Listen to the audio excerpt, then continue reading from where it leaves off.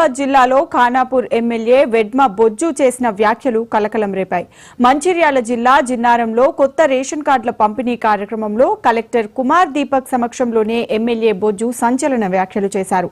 పోడు రైతులు అడవి బిడ్డలను ఇబ్బంది పెడితే తిరుగుబాటు తప్పదని హెచ్చరించారు ఆయన. అటవీ శాఖ అధికారులు అతి చేస్తే సిరిచెల్మలో జరిగినట్లు ఇక్కడ కూడా జరుగుతుందని, దానికి తానే ముందుంటానని అన్నారు. ప్రజలను ఇబ్బంది పెట్టే అధికారులు తన పరిధిలో అవసరం లేదని, అధికారులు బదిలీ కోరుకుంటే సిఫార్సు చేస్తానని ఎమ్మెల్యే స్పష్టం చేశారు.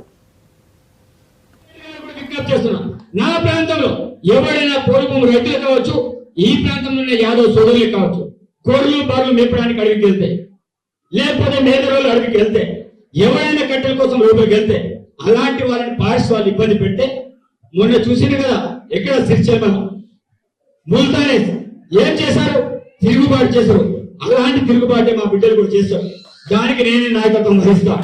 తిరుగుబాటు రాకుండా చూడాల్సిన బాధ్యత ఈ రోజు మీ మీద ఉంది. అటవీ శాఖ అధికారులు అత్యుత్సాహాన్ని ప్రదర్శిస్తే బాగుండదు. మీ కథలన్నీ కూడా తెలుసు.